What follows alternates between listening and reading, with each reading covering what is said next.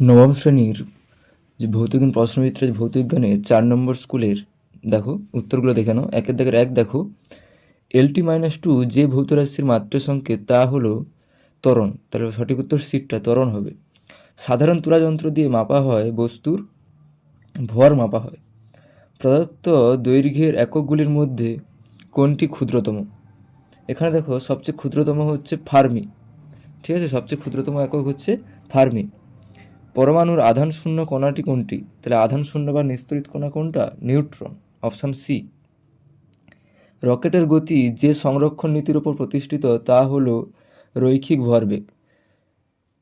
সমতরণে গতিশীল কণার বেগ সময় লেখচিত্র হলো একটি সরলরেখা, পরাবৃত্ত, অধিবৃত্ত, উপবৃত্ত। তাহলে সমতরণ হলে সেক্ষেত্রে লেখচিত্র হচ্ছে সরলরেখা, এর অপশান। X2412 Y2311 পরমাণু দুটি হলো পরস্পরের আইসোটোপ, আইসোবার, আইসোটোন, আইসোডায়াফার।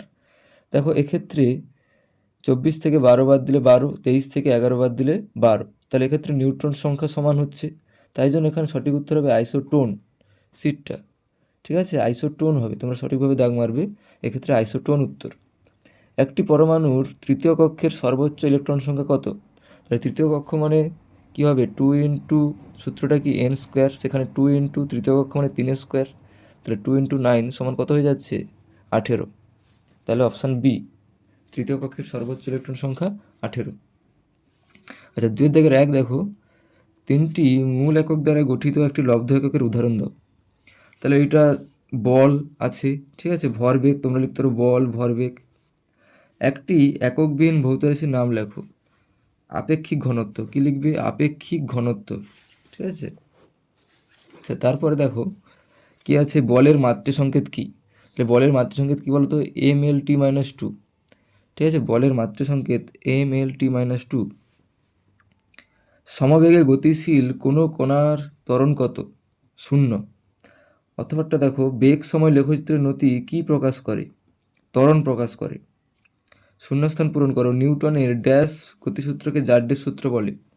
নিউটনের প্রথম গতিসূত্রকে জার্ডের সূত্র বলে। 1 কিগ্রা ভার বল কত ডাইন বলের সমান? 9.8 ইন্টু 10⁵ ডাইন বলের সমান। আইসোটোপের জন্য কোন প্রাথমিক কণাটি দায়ী? তাহলে আইসোটোপের জন্য নিউট্রন কণাটি দায়ী। পরীক্ষামূলকভাবে নিউট্রন আবিষ্কার করেন কোন বিজ্ঞানী? তাহলে বিজ্ঞানী জেমস চ্যাডউইক। পরমাণুর সবচেয়ে সুস্থিত অংশ কোনটি? পরমাণুর সবচেয়ে সুস্থিত অংশটি হচ্ছে পরমাণুর কেন্দ্র বা নিউক্লিয়াস। গ্রুপ সি 3 দাগের 1 দেখো, স্কেলার রাশি ও ভেক্টর রাশির মধ্যে পার্থক্য লেখো।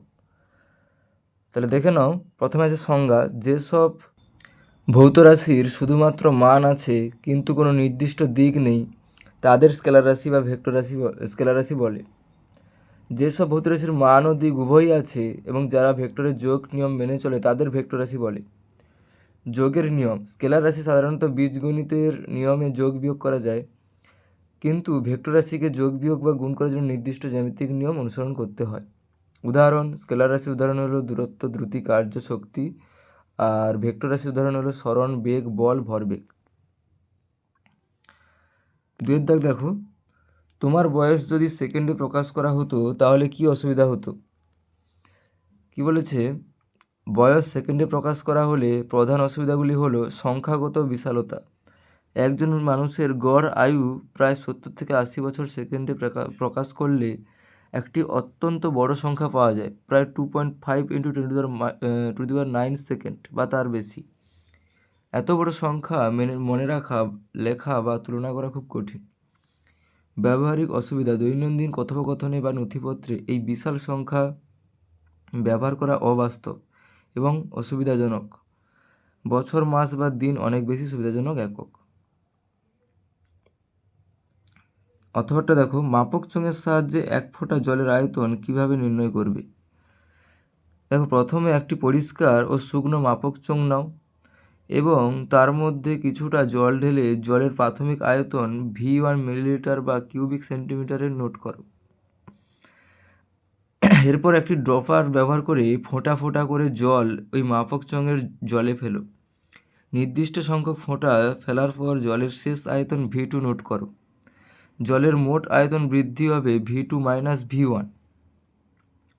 প্রতি ফোঁটা জলের গড় আয়তন হবে V2 - V1/N।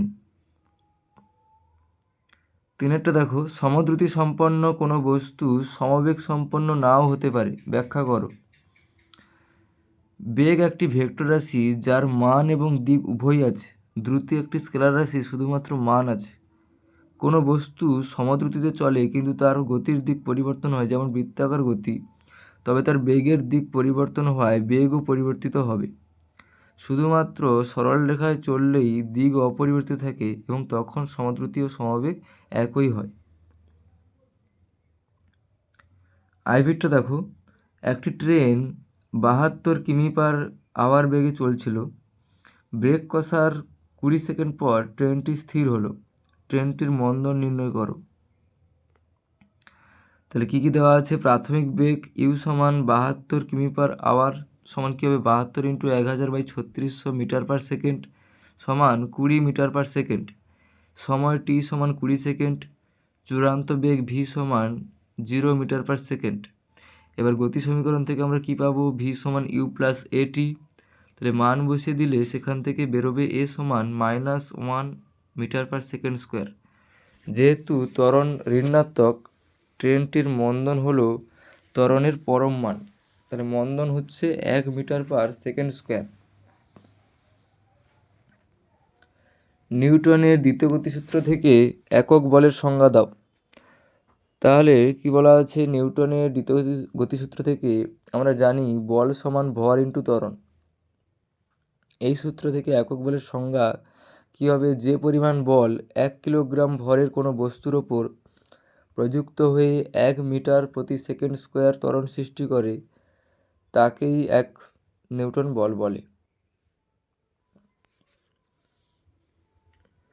চলন্ত গাড়ি থেকে নিচে নামার সময় সর্বদা সামনের দিকে কিছুটা ছুটে যেতে হয় কেন? চলন্ত গাড়ি থেকে নামার সময় যাত্রীর শরীর গাড়ির বেগে গতিশীল থাকে। গাড়ি থেকে নামার পর পা মাটিতে স্পর্শ করলেও শরীরের উপরের অংশ তখনও সামনের দিকে গতিশীল থাকতে চায়। এই কারণে ভারসাম্য বজায় রাখতে এবং পড়ে যাওয়া এড়াতে নামার সময় সামনের দিকে কিছুটা ছুটে যেতে হয়। তোমরা ভিডিওটা পজ করে তুলবে খাতায়, ঠিক আছে? বা যেগুলো তোমরা পারছো স্কিপ করবে, পরেরগুলো দেখো। 3 দাগের ভি দুটোই, যেটা পরমাণু ও আয়নের মধ্যে পার্থক্য লেখো। দেখো, চার্জ কীভাবে সাধারণত পরমাণু হচ্ছে কি নিরপেক্ষ হয়, চার্জ নিরপেক্ষ হয়, আর আয়ন কীভাবে ঋণাত্মক বা ধনাত্মক চার্জযুক্ত হয়। গঠন কীভাবে? পরমাণু ইলেকট্রন ও প্রোটন সংখ্যা সমান হয় আর আয়নে ইলেকট্রন ও প্রোটন সংখ্যা অসমান হয়। পরের প্রশ্ন দেখো, কোনো মৌলের পারমাণবিক সংখ্যা এবং ভর সংখ্যা যথাক্রমে 2 এবং 4। মৌলটির কেন্দ্রকের উপাদানগুলির সংখ্যা নির্ণয় করো। মৌলটির নাম কি? দেখো, মৌলটির পারমাণবিক সংখ্যা Z সমান 2 এবং ভর সংখ্যা 4। তাহলে কেন্দ্রকে মোট প্রোটন সংখ্যা সমান কী হবে? পারমাণবিক সংখ্যা সমান 2। কেন্দ্রকে নিউট্রন সংখ্যা সমান ভর সংখ্যা বিয়োগ প্রোটন সংখ্যা, তাহলে সমান 4 - 2 সমান 2। কেন্দ্রকের মোট উপাদান সংখ্যা প্রোটন প্লাস নিউট্রন সমান 2 + 2 সমান 4। পারমাণবিক সংখ্যা 2 বিশিষ্ট মৌলটি হলো হিলিয়াম। পরের প্রশ্ন দেখো, M3+ আয়নে 10টি ইলেকট্রন এবং 14টি নিউট্রন আছে। M মৌলটির ইলেকট্রন বিন্যাস লেখো এবং ভর সংখ্যা নির্ণয় করো। তাহলে M3+ আয়নে ইলেকট্রন সংখ্যা 10। M মৌলটি থেকে 3টি ইলেকট্রন বেরিয়ে M3+ আয়ন তৈরি হয়। সুতরাং M মৌলে ইলেকট্রন সংখ্যা ছিল 10 + 3 সমান 13। একটি নিস্তড়িত পরমাণুতে প্রোটন সংখ্যা সমান ইলেকট্রন সংখ্যা। M মৌলের প্রোটন সংখ্যা Z সমান 13। তাহলে M মৌলের ইলেকট্রন বিন্যাস কী হবে? 2 8 3। M3+ আয়নে নিউট্রন সংখ্যা 14। নিউট্রন সংখ্যা আয়ন বা পরমাণুর ক্ষেত্রে একই থাকে। M মৌলের নিউট্রন সংখ্যা N সমান 14, ভর সংখ্যা A সমান Z + N সমান 13 + 14 সমান 27। শেষেরটা দেখো, পরমাণু ক্রমাঙ্ককে মৌলের স্বকীয় ধর্ম বলা হয় কেন? কারণটা দেখে নাও। পরমাণু ক্রমাঙ্ক বা পারমাণবিক সংখ্যা হলো একটি মৌলের অনন্য বৈশিষ্ট্য। প্রতিটি মৌলের একটি নির্দিষ্ট এবং অনন্য পারমাণবিক সংখ্যা থাকে যা অন্য কোনো মৌলের সাথে মেলে না। মৌলের রাসায়নিক ধর্মাবলী মূলত তার ইলেকট্রন বিন্যাসের উপর নির্ভর করে, যা সরাসরি পারমাণবিক সংখ্যা দ্বারা নির্ধারিত হয়। আইসোটোপের ক্ষেত্রে নিউট্রন সংখ্যা ভিন্ন হলেও পারমাণবিক সংখ্যা একই থাকে, যার ফলে তাদের রাসায়নিক ধর্ম একই হয়। এই কারণে পারমাণবিক সংখ্যাকে মৌলের স্বকীয় ধর্ম বলা হয়।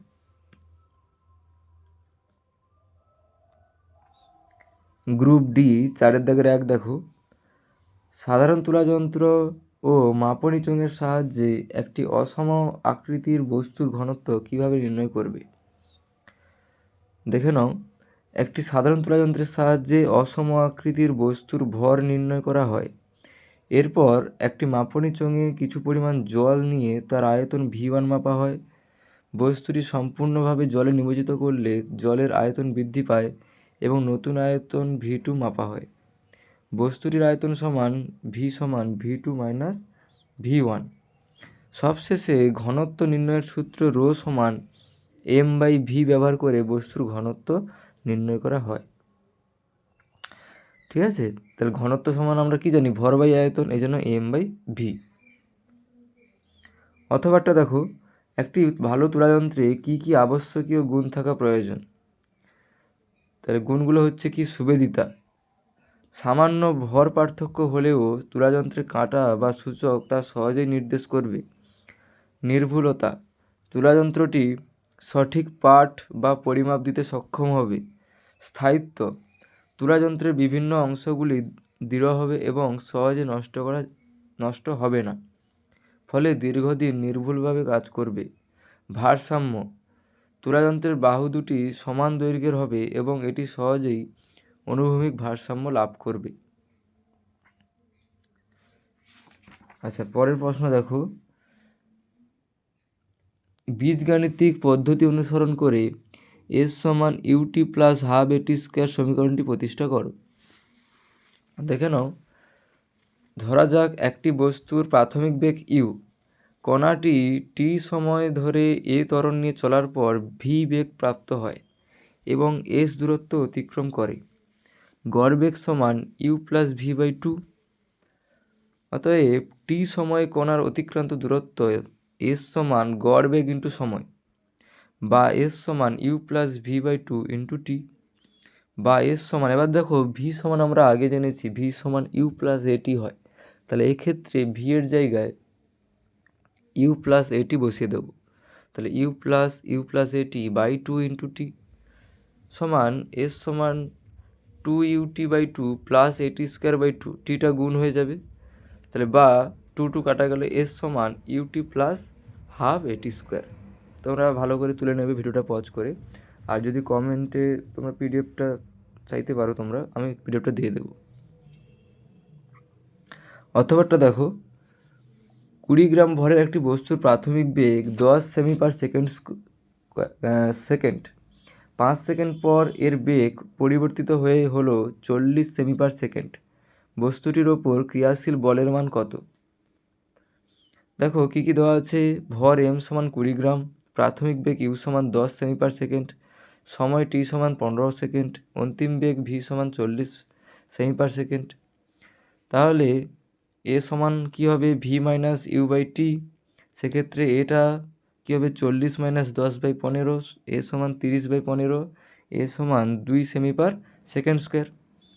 এবার বলের মান কী করে নির্ণয় করব, আমরা কি জানি, f সমান m ইন্টু a, তাহলে f সমান 20 ইন্টু 2, তাহলে f সমান 40 ডাইন। তাহলে নির্ণয়ত বলের মান কত, 40 ডাইন। তিনেরটা দেখো, রাদারফোর্ডের পরমাণু মডেলের ত্রুটিগুলি উল্লেখ করো। প্রথমটা কি বলেছে, পরমাণু স্থায়িত্ব। রাদারফোর্ডের মডেল অনুযায়ী ইলেকট্রনগুলি নিউক্লিয়াসকে কেন্দ্র করে ঘুরতে থাকে। তড়িৎচুম্বকীয় তত্ত্ব অনুসারে কোনো আয়ত কণা বৃত্তাকার পথে ঘুরলে তা ক্রমাগত শক্তি বিকিরণ করবে এবং তার কক্ষপথ ছোট হতে হতে অবশেষে নিউক্লিয়াসে আছড়ে পড়বে। এর ফলে পরমাণু স্থায়িত্ব থাকবে না। কিন্তু বাস্তবে পরমাণু অত্যন্ত স্থিতিশীল হয়। বর্ণালী গঠন। ক্রমাগত শক্তি বিকিরণ করলে পরমাণুর বর্ণালী নিরবচ্ছিন্ন হওয়ার কথা, কিন্তু পরীক্ষায় দেখা যায় পরমাণুর বর্ণালী রেখা বর্ণালী হয়। তাহলে এই দুটোই তোমরা ভালোভাবে মুখস্থ করবে, ঠিক আছে? এবারে পরীক্ষায় খুব গুরুত্বপূর্ণ এই দুটো পয়েন্ট, রাদারফোর্ডের পরমাণু মডেলের ত্রুটি। শেষেরটা দেখো, অথবা যেটা, একটি কক্ষ থেকে অন্য কক্ষে ইলেকট্রনের স্থানান্তরের ফলে শক্তির যে শোষণ বা বিকিরণ ঘটে তার সংক্ষেপে বিবৃতি করো। দেখো শক্তির শোষণ কি বলেছে, যখন কোনো ইলেকট্রন নিম্ন শক্তি স্তর থেকে শক্তি শোষণ করে উচ্চ শক্তি স্তরে স্থানান্তরিত হয় তখন শক্তির শোষণ ঘটে। শোষিত শক্তির পরিমাণ দুটি শক্তি স্তরের শক্তির পার্থক্যের সমান হয়। এবার শক্তির বিকিরণ কিভাবে ঘটে, যখন কোনো ইলেকট্রন উচ্চ শক্তি স্তর থেকে নিম্ন শক্তি স্তরে ফিরে আসে তখন অতিরিক্ত শক্তি আলো বা অন্য কোনো তড়িৎচুম্বকীয় তরঙ্গরূপে বিকিরিত হয়। বিকিরিত শক্তির পরিমাণও দুটি শক্তি স্তরের পার্থক্যের সমান হয়। এই শক্তি শোষণ বা বিকিরণ বিচ্ছিন্ন মান হিসেবে ঘটে, যা পরমাণুর রেখা বর্ণালী গঠনের কারণ। তোমাদের যদি ভিডিওটা ভালো লাগে অবশ্যই কমেন্টে জানিও, এবং যারা এখনও সাবস্ক্রাইব করে দাওনি সাবস্ক্রাইবটা করে দিও, লাইক করে দিও, ঠিক আছে? পরের ভিডিওতে 5 নম্বর স্কুলটা করাচ্ছি, ঠিক আছে?